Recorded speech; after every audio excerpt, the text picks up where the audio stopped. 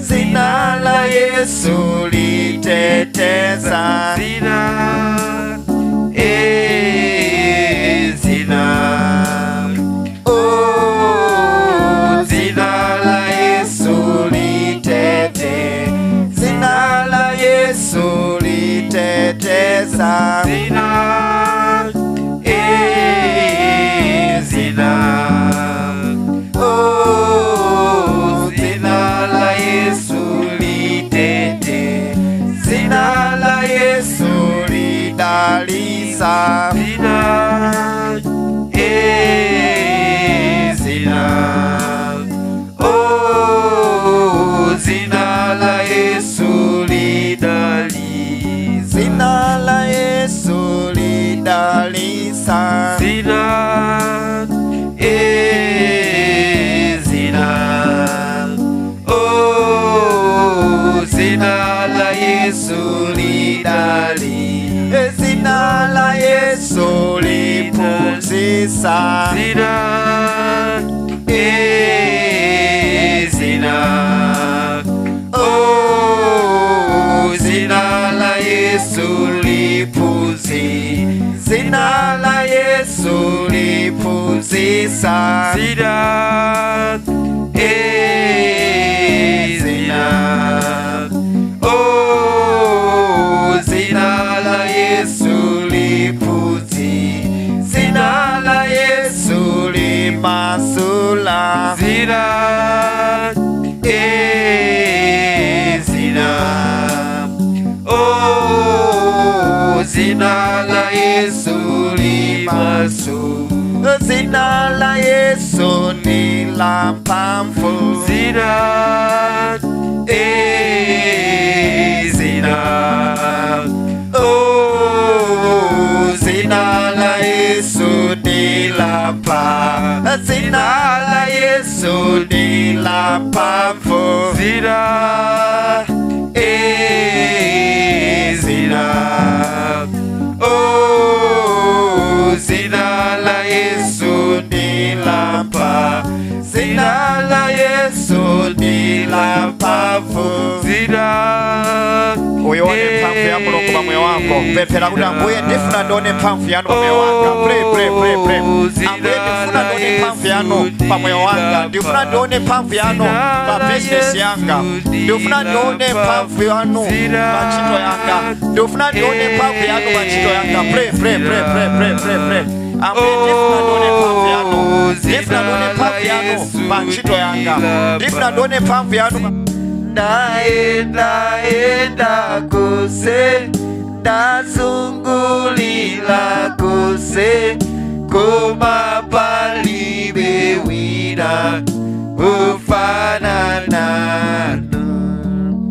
Ndaenda kose, ndazungulila kose, koma palibe wina ufanana, palibe wina, palibe wina, palibe wina, palibe ufanana, wasowa wina, wasowa wina, wasowa wina, wasowa ufanana nanu.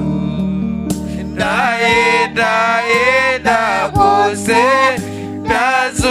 ndazungulila kose, koma palibe wina ufanana nanu.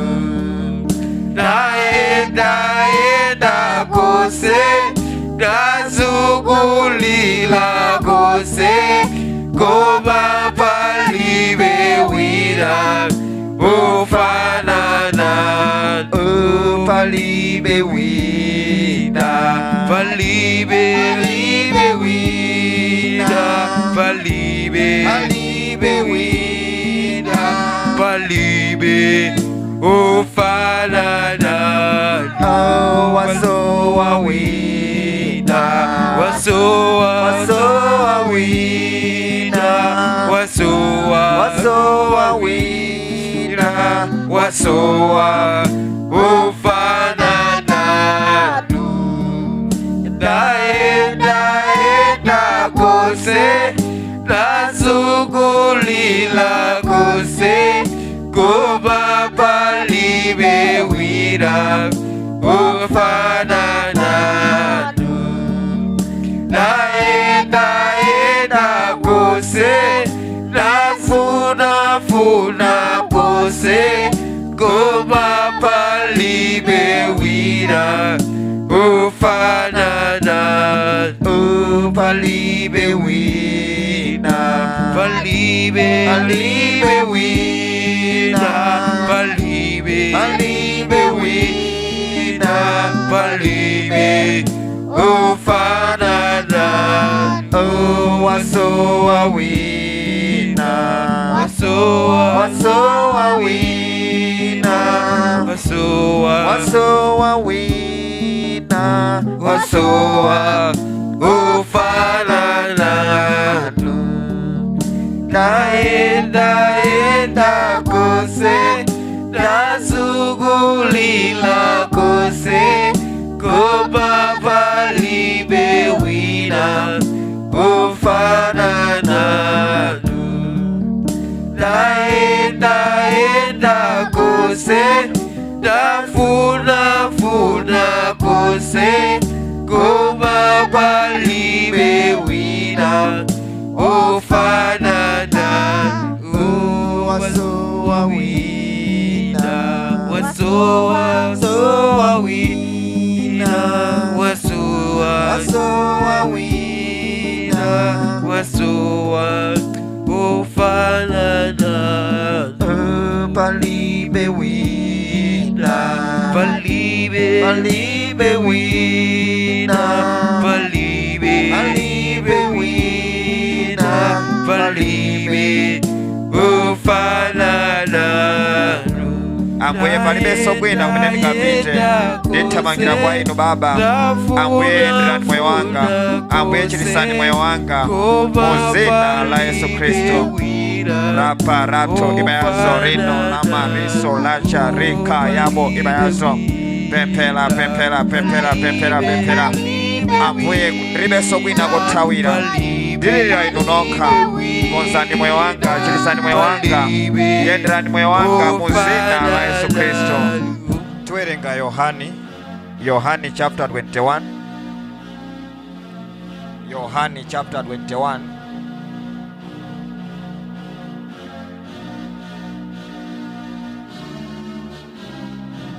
verse ya 15 mpaka na 18.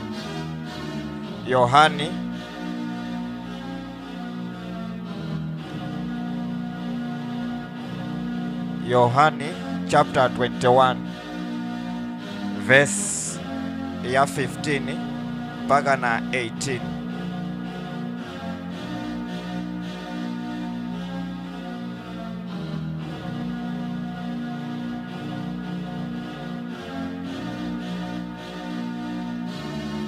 Jesus was talking to Simon Peter.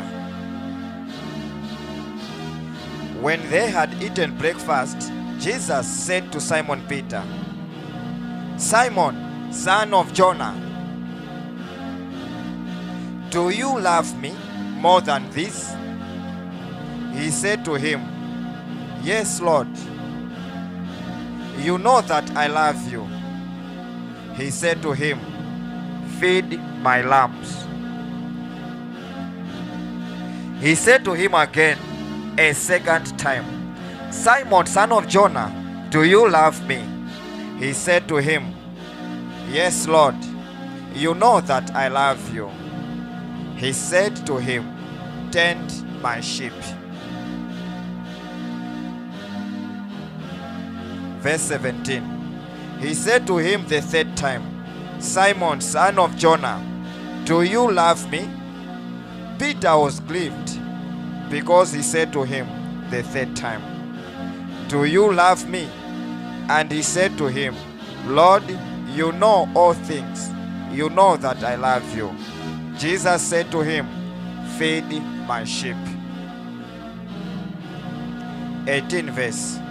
Most assuredly, I say to you, when you were younger, you girded yourself and walked where you wished. But when you are old, you will stretch out your hands, and another will guide you and carry you where you do not wish. The taste of God's love. Ambuye Yesu amayankhula ndi Simon Peter, kodi umandikonda? Koma musiku la lero akuyankhula ndi iweyo. Kodi Mele umandikonda? Kodi Maria umandikonda? Atusaye, kodi umandikonda? Alexander, kodi umandikonda? Amidu, kodi umandikonda? Ambuye Yesu akufunsa funso limenelo musiku la lero, kodi umandikonda? Amamufunsa Simon Peter, kodi Simon Peter anayankha chani? Simon Peter akuti anayankha, ndimakukondani. Ndipo Ambuye Yesu ananena mawu akuti, samala nkhosa zanga. Kenaka ananenanso, kodi Simon Peter umandikonda? Simon Peter anayankhanso, Ambuye ndimakukondani. Ambuye Yesu anayankhula, samala nkhosa zanga. Akuti anafunsanso kachitatu, Simon Peter mwana wa Yona, kodi umandikonda? Akuti Simon Peter pomva funso kachitatu akuti anakhumudwa, poti Ambuye Yesu anamfunsa mpaka na kachitatu. Ndipo anayankha akuti, Ambuye Yesu, inu ndi amene mumaziwa zonse, ndipo mukuziwa kuti neyo ndimakukonda. Ambuye Yesu anayankhulanso kachitatu akuti, samala nkhosa zanga. Haleluya. Simon Peter chomwe anatengapo iyeyo ndi funso la Ambuye Yesu lakuti, kodi umandikonda? Koma sanatengepo chimene Ambuye Yesu amafuna kuphunzitsa. Chimene Ambuye Yesu amafuna kuphunzitsa ndi chimene chili kumapeto kwa kavesiko akuti, samala nkhosa zanga. Chimenecho ndi chimene Ambuye Yesu amafuna kuti Simon Peter atengepo. Kodi umandikonda? Samala nkhosa zanga. Kodi ndiziwa bwanji kuti umandikonda?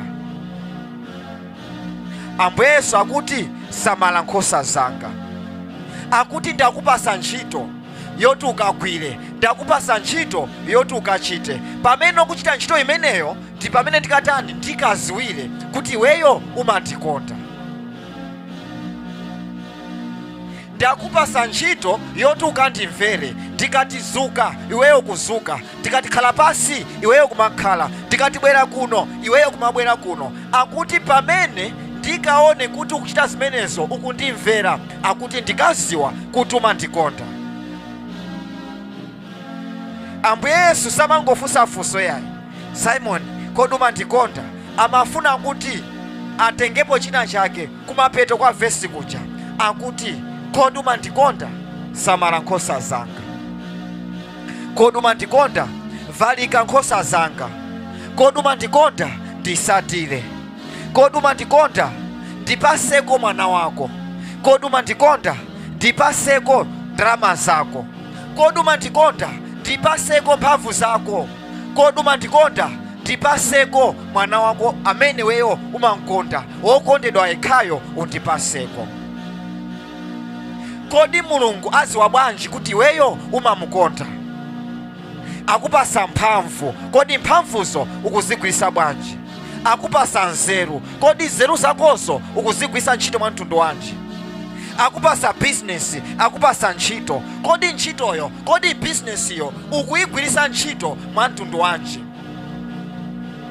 Simon Peter mwana wa Yona, kodi umandikonda? Samala nkhosa zanga. Chimene Ambuye Yesu amaphunzitsa, amafuna kuti atiphunzitse kuti kodi tipange chani chomwe chingaonese kuti Mulungu tikumkonda. Tipange chani chomwe chingaonese kuti Ambuye Yesu tikuwakonda. Kumapeto akuti inalipo nthawi imene kukacha umafuna kuti mene kwacheramu ndikufuna ndidye, mene kwacheramu ndikufuna ndikacheze, mmene kwacheramu ndikufuna ndipite ku business, mmene kwacheramu ndikufuna ndipite ku ntchito. Koma kuti ikuza nthawi imene iye mwana wa Mulungu, iye mwana wankhosa azakuza chochita kuti tsopano mwana wanga panga ichi, osati chimene weyo ukufuna. Pamene ukusiya zokhumba za thupi lako nakachita zokhumba za Mzimu wa Mulungu, uziwe kuti pamenepo ukupereka nsembe. Ukusiya zinthu zako nachita chimene Mulungu akufuna, ndiye kuti ukupereka chani? Ukupereka nsembe. Pamene ukupereka nsembe thupi lako, pamene ukupereka nsembe moyo wako, ndiye kuti ukuonesa chikondi chako kwa ndani? Kwa Mulungu. Kodi ndi chani chimene ukupanga chingaonese kuti Mulungu ukumkonda? Ndi chani chimene ukupanga chingaonese kuti Ambuye Yesu ukuwakonda? Ambuye Yesu anamuuza Simon Peter akuti samala nkhosa zanga. Anamuuza Simon Peter akuti ndisatire. Anamuuza Simon Peter akuti panga zimene neyo ndikufuna, osati zimene iweyo ukufuna. Imafika nthawi umafuna utapita ku business, koma Ambuye Yesu akuti khala mu nyumba uzingopemphera. Imafika nthawi imene iweyo ukufuna kuti upite ku ntchito, koma Ambuye Yesu akuti mwana wanga zimenezo iyayi, pita kaye ku phiri ukapemphere. Pali china chake chimene ndikufuna ndikakuyankhule, pali china chake chimene ndikufuna ndikatani ndikakuuze. Akuti nthawi yoti iweyo kapange zako yatani sopano yadusa, uyambe kupanga chimene neyo ndikufuna. Kodi uli ndi chani chimene Mulungu akupasa? Kodi chimenecho wampasaso Mulungu? Mulungu akuti akupasa nthawi, kodi nthawi yako wampasa Mulungu? Haleluya. Chomwe chingaonese kuti weyo kunkonda Mulungu ndi pamene ukuonesa moyo opereka thupi lako ngati nsembe. Pamene ukuonesa moyo opereka chomwe uli nacho ngati nsembe kwa ndani? Kwa Mulungu. Kupata chimene weyo uli nacho, kupata zimene weyo ukuyikapo mtima wako kuti Ambuye izi ndikuzisiya, ndikufuna inuyo. Pamene ukusiya zinthu zako nachita zinthu zimene Mulungu akufuna zoti uchitire anthu ena. Ambuye Yesu amuuza Simon Peter akuti samala nkhosa zanga. Namuuza kuti asamale business yake? Hayi. Asamale ntchito yake? Asamale ana ake? Akuti samala nkhosa zanga. Usasamale zomwe ukusamalazo yayi, usasamale zoti ndidya chani, koma utani? Samala nkhosa zanga. Ndiye kuti chomwe chingaonese kuti kwakonda Ambuye Yesu ndi pamene wayamba kuyenda mu ntchito imene atani? Mu ntchito imene akutuma, service. Chinthu choyamba ukaone kodi Ambuye Yesu mwandipasa ntchito yanji, ndi chani chimene mufuna kuti katani ndikapange. Akuti ukambapanga chimenecho ndi chomwe chingaonese kuti Ambuye Yesu ukwakonda, ndi chomwe chingaonese kuti Mulungu ukumkonda. The test of God's love. How are we going to know that you love God? Akuti you will know that you love God when you are in a place of service. Ukuchitira anthu ena, ukusamala nkhosa za Mulungu. You are feeding God's sheep. You are trying to do something in the kingdom of God. Akuti pamenepo tikaziwa, tikaona ndithu kuti mwana uyu, mwana ameneyo akutani? Akumkonda Mulungu wake. Kodi Mulungu yeyo anatikonda bwanji ifeyo? Tikamawerenga Yohane chapter 3 verse 16, mawu akuti Mulungu anakonda dziko lapansi. God so loved the world that he gave his only son to die for the world. Ndiye kuti Mulungu anakonda dziko lapansi. Tiziwa bwanji kuti Mulungu anakonda dziko lapansi? Akuti anapereka mwana wake yekha. Kodi iweyo tiziwa bwanji kuti ukukonda Mulungu? Wapereka chani kwa Mulungu pa moyo wako? Akuti Mulungu anakukonda iweyo pokupasa mwana wake yekha, popereka nsembe mwana wake kuti iweyo ukakhale ndi moyo, popereka nsembe mwana wake kuti iweyo ukapeze business, ukapeze ntchito, ukapeze machiritso kuwafunawo. Kodi iweyo wapereka chani kwa Mulungu chomwe chikuonesa kuti Mulunguyo umamkonda? wapereka chani kwa Ambuye Yesu chomwe chikuonesa kuti Ambuye Yesuwo umakonda. Haleluya. Akuti chikondi chako chioneka poyera pamene iweyo ukupereka china chake, ukupereka moyo wako, ukupereka nthawi yako, ukupereka chuma chako, ukupereka ntchito yako, ukupereka business yako kwa Mulungu, ukupereka nthawi yako kwa Mulungu. Kodi tidziwa bwanji kuti Mulunguyo umakonda? Haleluya. Tidziwa bwanji kuti Mulunguyo umakonda?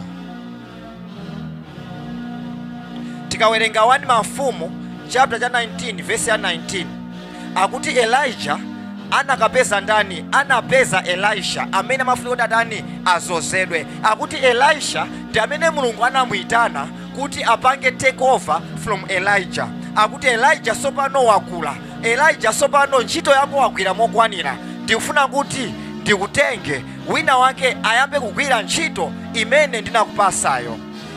Ndipo Mulungu anamtuma Elijah kwa ndani? Kwa Elisha. Akuti mawu akutiuza, akuti Elijah atafika pamene Elisha anali, akuti Elisha amalima. Amalima ndi chani? Amalima ni ng'ombe zokwana 12. Haleluya. Kodi tinaonapo ng'ombe zikulima, zikugwisa ntchito plow, zimakankha plow, atazimanga chani? Yoku. Yoku ndi chinthu chomwe chinamangidwa ndi ngati zimathabwa chonchi kuti ng'ombe ilowe mwezikoka chithabwa chicha. Kwinako plow ija utani ikulima. Plow ija imakhala kuti ikuyenda ndi munthu akulima. Ndakuti Elisha anampeza kuti akulima ndi chani? Akulima ni ng'ombe 12, osati imodzi, osati ziwiri, osati zitatu ayi, koma kuti amalima ni ng'ombe zingati? Ni ng'ombe 12. Kodi munthu amene ali magamoto 12 timatenga kuti munthu ameneyo ndi munthu otani? Ndolemerete? Ndichonje? Ngati munthu akuyendesa magamoto 12 ali pansewu, akugwirisa ntchito magamoto 12, ndiye kuti munthu ameneyo ndolemera. Ndiye kuti kunali Elisha amene anali ndi ng'ombe, anali ndi maplow 12 amene amatani? Amalimira. Ndiye kuti ng'ombe sizinali 12 yayi, chifukwa plow imodzi imakokedwa ndi chani? Ni ng'ombe ziwiri. Ndiye kuti ng'ombe zinalipo zingati? 24 zimene amagwirisa ntchito. Ndiye kuti Elijah atafika anamponyera mantu yake. Ndiye Elisha amaziwa kuti kundiponyera mantu imeneyo zikutanthauza kuti Mulungu akundiitana ndimusatire. Akuti Elisha anapempha kwa ndani? Kwa Elijah. Akuti ndiloleni ndikasanzike kaye kwa makolo anga. Elijah akuti ngati ndapangapo china chilichonse ndisiye ndizipita. Koma Elisha anazindikira chimene Mulungu anapanga pa moyo wake. Akuti Mulungu akundiitana kuzera mwa ndani? Mwa Elijah. Akuti Elisha anatenga ng'ombe zija zonse 24, akuti anazipha, nagwirisa ntchito mayoko amatabwa aja ngati nkhuni kuotchera ng'ombe zija kuti anthu atani? Anthu adye. Kusonyeza kuti Elisha anatani? Anasankha kusiya ulimi uja, anasankha kusiya zomwe amachita zija, kusatira ndani? Kusatira Mulungu, kusatira Ambuye Yesu. Simon Peter mwana wa Yona, kodi umandikonda? Simon Peter mwana wa Yona, kodi umandikonda? Akuti samala nkhosa zanga. Sungamkonde Mulungu opanda kuonesa kuti Mulunguyo ukunkonda. Ndipo Elisha anaonesa kuti akunkonda Mulungu popanga chani? Akuti anasiya china chilichonse, anasiya ulimi wake, anasiya farming, kusatira ndani? Kusatira Mulungu. Anaotcha ng'ombe zija zonse 12, 24, mayoko angati? 12. Akuti kena kalikonse anaotcha, anthu adye phwando, aitani yeyo aitanidwa.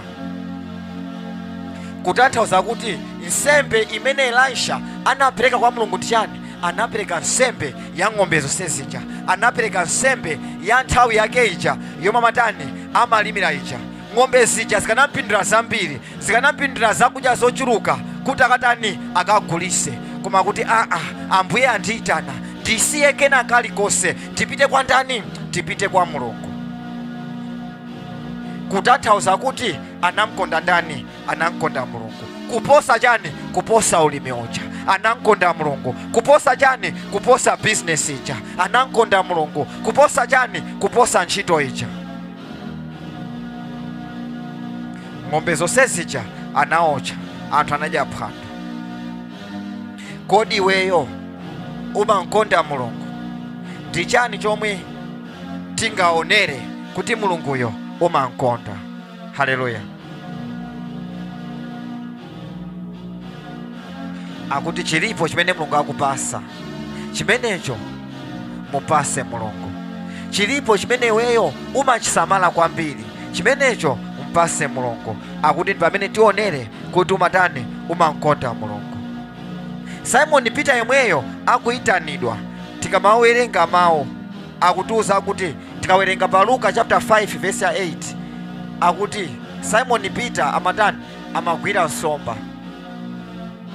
Ndipo pa tsiku limene anakumana ndi Ambuye Yesu, akuti Simon Peter anagwira nsomba zochuluka. Kuzera mwa ndani? Kuzera mwa Ambuye Yesu. Koma pa mapeto Simon Peter anayankhula mawu akuti, nditalikireni Baba, nditalikireni Mfumu. Chifukwa chani? Akuti ineyo ndine wochimwa, ndipo simukuyenera kuti mkhale pafupi ndine. Akuti pompopompo Ambuye Yesu akuti anamuvomereza, anamulandira. Akuti anthu ambiri akundipasa chuma chawo, anthu ambiri akundipasa mabizinesi awo, anthu ambiri akundipasa ndalama zawo, ambiri akundipasa ntchito yawo, komano iweyo wandipasa mtima wako. Ukuti nditalikireni, ndine munthu wochimwa. Kuyambira lero si iwenso wochimwa, machimo ako akhululukidwa. Kuyambira lero uyamba kugwira ndani? Uyamba kugwira anthu osati nsomba. Haleluya. Simon Peter anali ndi nsomba zambiri, koma anapereka nsomba kwa Mulungu ngati? Anapereka nsomba kwa Ambuye Yesu ngati? Ayi. Akuti anapereka mtima wake. Akuti Ambuye Yesu, nditalikireni, ineyo ndine munthu wochimwa, inuyo ndinolungama.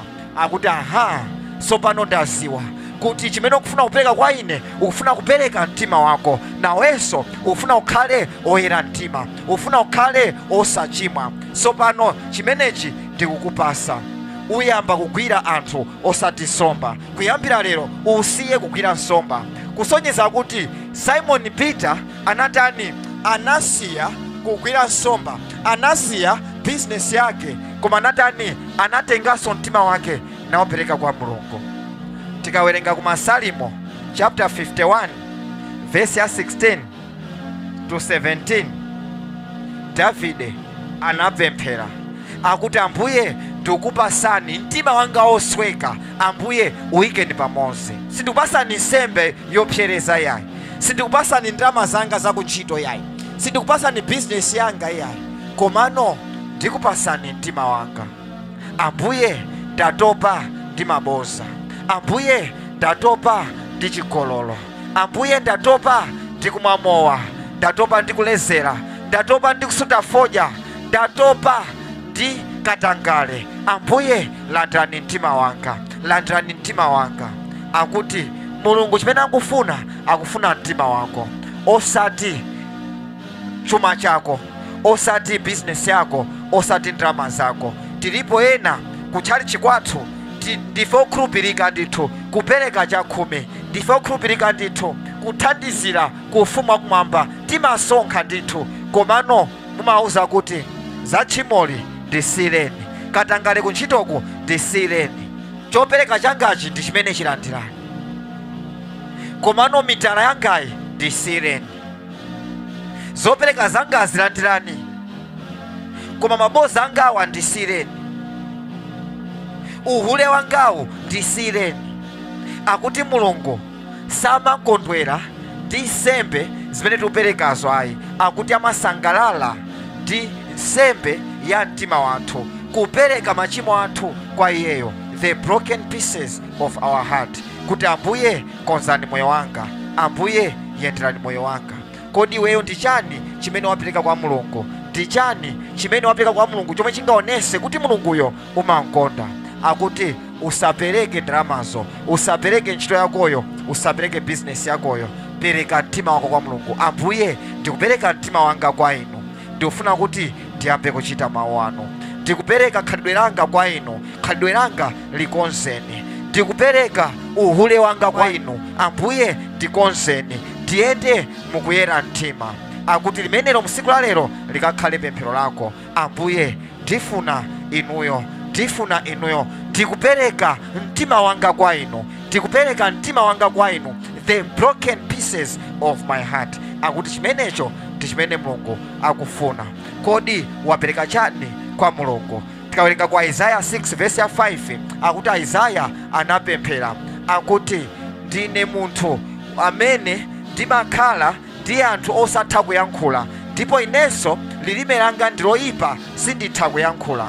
Isaiah anapanikiza chimene chinali chofoka pa moyo wake, ndipo anachipereka kwa Mulungu kuti Ambuye ndakumana nanu, nditalikireni. Lilime langa ndiloyipa limayankhula zoyipa, ndipo ndimakhala ndi anthu amene ali ndi lilime loyipa. Ambuye ndikonzeni. Lero Mulungu akufuna akonze moyo wako. Lero Mulungu akufuna achite ndi moyo wako. Ukapemphere kuti Ambuye konzani moyo wanga msiku la lero. Ndikupereka moyo wanga kwa inuyo, konzaninso moyo wanga. Ndipo Mulungu akonza moyo. Usapereke nsembe ina iliyonse, koma pereka nsembe ya mtima wako. Ambuye ndi chimene akufuna. Kodi umandikonda? Akukufunsa lero akuti kodi mwana wanga umandikonda? Ndipo unisa kuti umandikonda pondimvera, pondichitira, pochitira anthu ena, posamala nkhosa zanga, popereka mtima wako kwa ineyo. Ndipo ndiziwa kuti umandikonda. Kodi umankonda Mulungu? Akuti umankonda Mulungu ngati wampasa nthawi yako. Akuti chinthu chachikulu chimene ungampase Mulungu ni nthawi yako. Nthawi yako uyigwiritse ntchito pomva mawu a Mulungu. Nthawi yako uyigwiritse ntchito pochita mawu a Mulungu. Nthawi yako uyigwiritse ntchito popemphera. Akuti pamenepo tekuti umankonda Mulungu. Chikondi chako kwa Mulungu chimaoneka ndimene nthawi yako umayigwiritsira ntchito. Kodi nthawi yako uyigwiritsa ntchito mwa mtundu wanji? Kodi nthawi yako wampasa Mulungu powerenga mawu? Kodi nthawi yako wampasa Mulungu popemphera? Kodi nthawi yako wampasa Mulungu pochita mawu? Akuti ndi nthawi yapamwamba yoti ukapemphere kuti Ambuye lolani kuti ndikupaseni nthawi yanga, ndikupaseni mtima wanga. Pereka nthawi yako kwa Mulungu, pereka mtima wako kwa Mulungu. Ambuye ndifuna ndikafanane nanu, ndifuna ndikafanane nanu. Ndipaseni chikondi chanu, ndikhale ndi njala wokonda mawu anu, ndikhale ndi njala yokonda kumva mawu anu, ndikhale ndi njala yochita mawu anu, ndikhale ndi njala ya pemphero. Pamene ulipo kapemphere. Play. Ufanane ndi Mulungu, ufanane ndi Ambuye Yesu popemphera, ufanane ndi Ambuye Yesu pochita mawu, ufanane ndi Ambuye Yesu mukena kalikonse kamene wewe kuchita mu dzina la Yesu Kristo. Pemphera. Ndifuna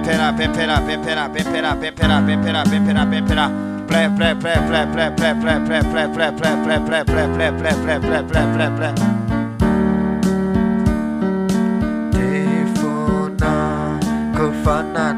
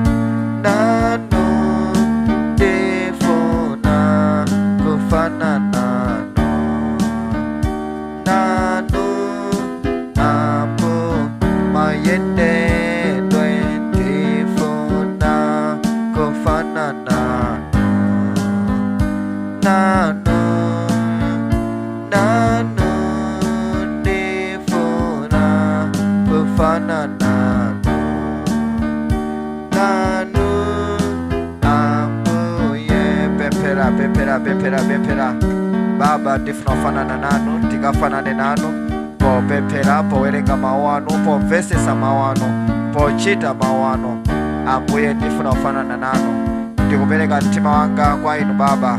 Sinthani moyo wanga, ndikachite monga mwa zifuniro zanu mu dzina la Yesu Kristo.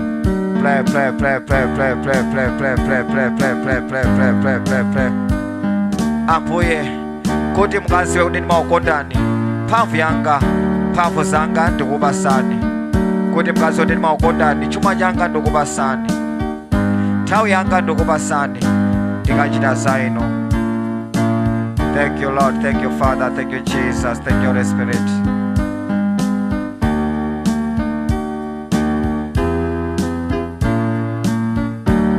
Thank you Lord, thank you Father, thank you Jesus, thank you Holy Spirit.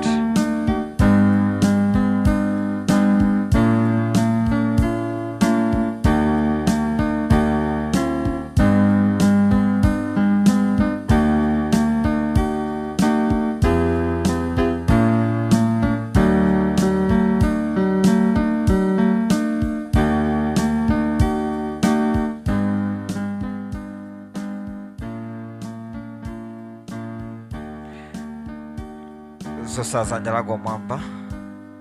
Atate mu zina la Yesu Kristo tikuyamikani chifukwa cha nthawi ya pamwamba imene munatipasa, nthawi imene timamva mawu anu, nthawi imene munatifunsa za chikondi chathu pa inu.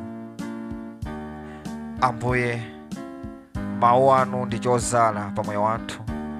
Ndi pemphero langa kuti mawu anu abweretse chikondi pamoyo wathu, abweretse njala yokonda mawu anu, njala yokonda kuyankhulisana nanu mpemphero, njala yochita mawu anu, mu zina la Yesu Kristo. Katithandizeni Baba kuti tikazindikire chimene mwatipasa, tikazindikire chomwe tili nacho, ndipo tikachigwiritse ntchito pakukutumikirani inuyo. Mwamuuza Simon Peter kuti asamale nkhosa zanu, nafenso chilipo chimene mutiuza kuti tikasamale, nafenso ilipo ntchito imene mwatipasa kuti tikachite. Pamene tikuchita ntchito imene mwatipasa ndi pamene tikuonesa chikondi chanu. Ambuye, katipaseni kuthekera kuti tikagwire ntchito yanu, katipaseni kuthekera kuti tikayende mawu anu, katipaseni kuthekera kuti tikacheze nanu, mu zina la Yesu Kristo. Kumene tipite Ambuye, tipite ndi zisomo zanu, tipite ndi moyo wanu, tipite ndi kukondedwa kwanu, mu zina la Yesu Kristo. Ndikulengeza kuwala pamoyo wa ana anu, apite ndi kuwala pamene akupita, mu zina la Yesu Kristo. Kayendereni, kamenyereni nkhondo, mu zina la Yesu Kristo. Amen.